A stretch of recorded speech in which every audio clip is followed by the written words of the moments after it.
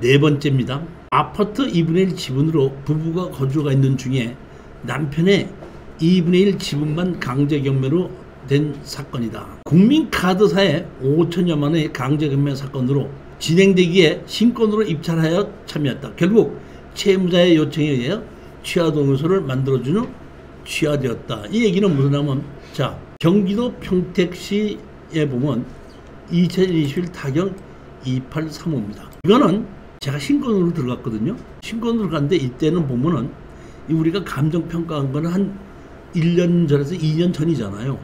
그러니까 감정평가한 것이 2억 5천이지만은 실질적으로 2억 8천 이상 갔던 경우에, 이제 감정했을 때하고 실거래가 가격이 2020년도 때 부동산이 한참 올라갈 때 얘기입니다. 그때 보면 토지 건물 지분 경매가 나오는데 2분의 1 지분 경매가 나온 건데, 여기 보면 1순위로 보면 2억 6,700이 있고 강제 경매로 얼마를 신청했죠? 5,200만 원 신청했죠. 자, 그러면 여기 보면 2분의 1이 2억 5,200이다 보니까 전부 다 5억짜리 아파트죠. 5억짜리 아파트에 부부가 살고 있는 사람이 5천만 원 때문에 이 집을 던지고 다른 데로 가지는 않을 것이다. 왜? 아파트 가격이 올라가고 있으니까. 그러다 보니까 제가 이거는 그냥 신권에 입찰해도 되겠다고 싶어갖고 2억 5,200에 우리는 단독 응찰이 맞을 것이라고 생각하고 감정가격에 11만 1,000원을 더 써가지고 입찰에 들어갔던 겁니다. 입찰에 들어갔는데 아니나 달라 얼마 있다 보니까 연락이 왔습니다. 취하를 시키려고 하는데 취하 동의서를 좀 해주십시오. 제가 봤을 때 이게 보면 2017년도에 2억 6,700이죠. 2억 6,700 보면. 근데 여기 보게끔 되면 지금 보면 감정가격이 5억 정도쯤 되죠. 5억 정도 되는 게 이 사람이 돈이 없다고 하더라도 설정을 조금 더 늘려서라도 얼마든지 이거 정도는 갚을 수 있는 그런 돈이라고 판단을 했고, 그 다음에 5억짜리 아파트를 5천만 원에 던지지는 않을 것이다. 어떻게든지 5억을 갖고 있는 사람은 이 5억짜리 아파트를 지키려고 할 것이다. 왜냐하면은 부동산이 상승세를 타고 있기 때문에. 그러니까 5억이라고 했으면 실질적으로 5억 5천 정도로 갈 때쯤 돼서 올라가고 있는데 5억에 던진다고 하면 5억 5천 올라간 걸 가지고라도 이거를 갚을 수가 있는 건데, 그것 때문에 던지지 않을 거라고 생각하고 제가 신권이 들어갔는데 지금 부동산이 하락하고 있죠. 그러면 하락하고 있는 경우는 감정가보다 실거래 가격이 더 낮을 수도 있거든요. 2년 전에 감정가격이. 그럴 때는 절대로 이렇게 신권으로 들어가서는 안 된다는 거죠. 그렇지만 이때는 부동산 가격이 상승세를 타고 있기 때문에 한번 해보자 했더니 연락이 와갖고 취하 동의서를 좀 만들어 주십시오 해가지고 그 취하 동의서를 해주는데, 여러분들이 아셔야 될 것은 금액에 따라서 500만 원을 받을 수도 있고 300만 원을 받을 수도 있고 1000만 원을 받을 수도 있거든요. 금액에 따라서.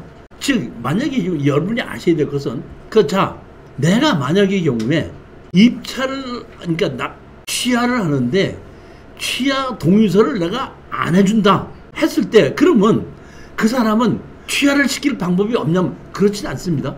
가장 편안한 방법이 낙찰을 받은 사람한테 취하 동의서를 받아서 제출하는 것이 가장 쉬운 방법이고, 그렇지 않으면 법무사나 변호사를 통해서 일정 금액을 공탁을 하고 이거를 우리가 잔금을 갚았으니까 취하를 하게끔 해주십시오 해가지고 판결에 의해서 취하를 할 수도 있다, 이런 얘기입니다. 그러니까 반드시 취하를 하는 것이 낙찰자한테만 동의받는 방법 말고도 있다는 얘기거든요. 그렇기 때문에 적당한 가격인데, 제가 봤을 때는 몇 천만 원인 경우에는 한 300만 원, 아파트 같은 경우에는 조금 한 500만 원, 그렇지 않고 억대가 넘어가는 정도를 가지고 취하를 하려고 할 때는 1000만 원 정도를, 따라서 저는 1000만 원 받은 쪽도 몇 번 있고 500만 원 정도 받았던 게 가장 많고 300만 원 또는 200만 원까지 받았던 쪽도 있습니다. 그렇기 때문에 우리가 취하 동의서를 할 때에 채권을 얼마 정도 갚았느냐에 따라서 한 300이든지 500이든지 달라고 해야지, 내가 취하 동의서 안 해주면 네가 어떻게 할 건데 하는 방법이 없는 건 아니라는 얘기. 내가 취하 동의서는 안 해줘도 공탁을 일부 걸고 소송을 통해서 취하를 시킬 수 있는 방법도 있다는 겁니다. 제가 보면 대부분이 취하가 되는 것이 사취 행위에 의해서 강제 경매에 집어넣는 경우는 약 60, 70% 정도가 취하를 하는 경우가 많아요. 보면은. 그래서 제가 사취 행위에 의해서 그 강제 경매가 나온 경우는 추천 물건에서 많이 고르는데, 자 보시게끔 되면 여기 보세요. 경기도 남양주시 와우수읍에 1억 3,500에 경매가 나온 건데, 이걸 보게끔 되면 지금 얼마나 하면은 얼마죠? 7분의 5인데 7분의 2죠. 7분의 2를 가지고 사회 행위에서 강제로 이게 경매를 집어넣지 않습니까? 여러분이 아셔야 될 것은 배우자가 1.5죠. 그 다음에 자식은 아들, 딸 구별하지 않고 1이죠. 근데 7분의 5 중에서 7분의 2라는 뜻은 제가 보기에는 원래의 정식으로 상속을 했으면 이게 모친이 7분의 3, 7분의 2, 7분의 2예요. 근데 그냥 모친 앞으로 혼자서 다 상속을 했기 때문에 다른 사람의 아들이 상속을 했든지 안 했든지는 모르지만 이 정식으로 법에 의해서 이 아들이 상속을 해야 될 거는 7분의 2라는 뜻이거든요. 7분의 2로 상속을 해야 되는데 상속을 하지 않고 모친 이름으로 그냥 상속을 했는데, 여기 보게끔 되면 빚이 강제경매 빚이 얼마가 있죠? 1억 3천이 있죠. 1억 3천이 있다 보니까 여기 보면 결국 1억 3천인데 1억 3천에 이거를 갚거나 그대로 해야 되다 보니까 이것도 남양주시에 1억 3천인데 이게 7분의 2가 1억 3천이라 그러면 5억짜리 아파트인 거거든요. 이 5억짜리 아파트에 누가 살고 있냐면 같이 살고 있습니다. 이 조 누구랑 오 누구랑 같이 살고 있는데, 이것도 제가 보면 취하를 할 것이다 하고 생각을 하고 낙찰을 받았는데, 아니나 다를까 여기 오 누구가 사실은 직접 찾아왔었습니다. 저한테 전화를 걸고 해가지고 한번 만나십시다 해갖고 오더니 취하 동의서 좀 해주십시오 해갖고, 이것도 제가 알고 있기로는 그때 300, 500만 원 받고 취하 동의서를 해가지고 같이 취하를 시켰던 이런 사건입니다. 지분경매에서 가장 좋은 것이 잔금을 내지 않고 취하 동의서로 해서 많은 돈을 벌 수 있는 건 아니지만은 우리가 부수적으로 나가는 돈이 없죠. 지등록세 내는 것도 없고, 등기 이전 비용 내는 것도 없고, 양도소득세 내는 것도 없고, 순수하게 아무것도 뜬금없이 순수하게 우리가 수익을 올릴 수 있고, 또 가장 빠른 시간에 수익을 올릴 수 있는 것은 지분경매에서 취하 동의서 해줄 수 있는 것이 가장 빨리 수익을 올릴 수 있는 거기 때문에, 저는 지분경매를 지금도 권리분석을 하면서 가장 유심하게 보는 것이 나머지 지분권자가 누구고 현재 주인으로 사는 사람이 누구고, 만약에 이 사람이 이 지분을 다시 사지 않게끔 됐을 때 이사를 가야 되는데도 상당한 경제적인 부담이 되죠. 그런 여러 가지를 판단했을 때 경제적으로 봤을 때 채권이 적은 경우, 이런 경우, 그 다음에 주인으로 산 사람이 있는 경우, 이런 경우를 권리분석에 많이 보고, 그렇다고 했을 때는 제가 추천을 하는 것이 많이 있는데, 요즘에 보게끔 되면은 제가 한 8, 90% 정도쯤은 취하될 것이라고 생각하고 추천을 했는데, 막상 낙찰을 받아보면 90% 정도는 아니고 한 60% 정도는 취하가 생각한 대로 맞고, 나머지 한 40%는 취하 안 되는 경우도 많이 있는데, 그 원인이 보게끔 되면은 우리는 경매를 배우는 사람이다 보니까 경제적인 능력으로 이거를 봤을 때 취하시키는 것이 가장 빠르다고 생각하기 때문에 그런데, 대부분 보면 취하를 안 시키고 우리가 잔금을 내고 가서 보면 그 사람은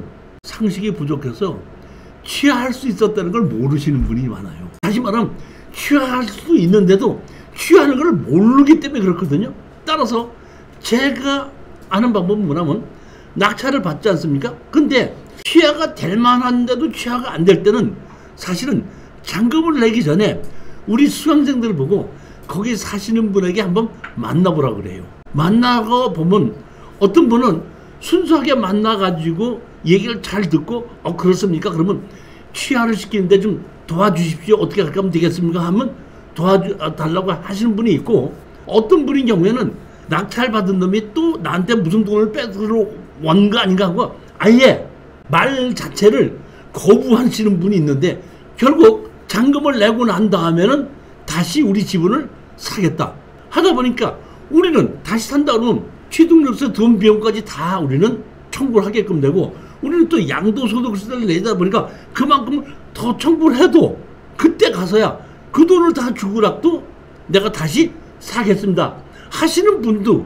있더라는 얘기입니다. 따라서 여러분들은 이런 것을 낙찰을 받았을 때에 제가 경험에 의하면은 그 지분권자를 거기 거주하시는 분을 찾아가서 만날 때에 누락부락하게 생긴 남자분이 가면은 아예 만나자고 하지 않고 벨을 눌러도 문도 안 열어줘요. 그냥 적당한 여자분이 가서 하게끔 되면 문을 열어주면서 얘기를 자세히 듣게끔 되면은 그때는 그러면 그런 식으로 협상을 합시다 하는 경우도 꽤 있거든요. 그러니까 그렇게 생각을 하고 이렇게 낙찰자와 협상을 해서 취하할 수 있는 금액으로, 금액 자체가 작을 때는 취하를 며칠 한 일주일이고 며칠 기다리다가 이제 일주일 지나면 낙찰하고 안 하고 또 일주일이면 이의신청 기간이 되지 않습니까? 약 보름 정도를 기다렸는데도 그러고 나면은 잔금 내라는 기일이 나오지 않습니까? 그럼 잔금 내라는 기일이 그때 한 달 후 정도가 나올 때 잔금을 내기 전에 그 한 달 전쯤에 거기에 있는 낙찰자와 접촉을 해서 취하를 시킬 수 있다면 취하하는 걸 내가 도와주고 이러는 방법도 있습니다 하는 걸 잘 설명을 하는 것도 여러분들이 수익을 올릴 수 있는 방법이고, 그때 아까도 말씀드렸지만 너무 무리한 요구는 하지 않고 좀 내가 생각했던 것보다 낮은 가격이라도 상대편이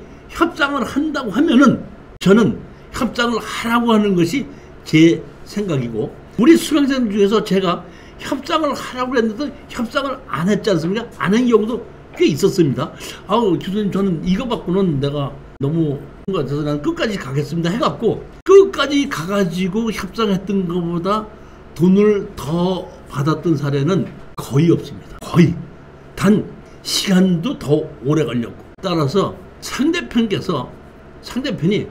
조금 낮은 가격이라도 협상을 하겠다고만 하면은 어느 정도는 양보를 해서 협상을 해서 빨리 털고 빠져나오고, 또 거기서 돈을 벌려고 하는 것이 아니라 다른 걸 다시 또 골라서 또 벌으면 된다 이렇게 생각하는 것이, 다음 시간에 계속해서 이 지분 경매에 또 다른 사례, 지금은 제일 좋은 사례만 했고 잔금을 안 냈던 사례, 같이 낙찰을 받아서 잔금을 내고 분할했던 사례, 이런 사례를 가지고 다시 설명을 드리도록 하겠습니다.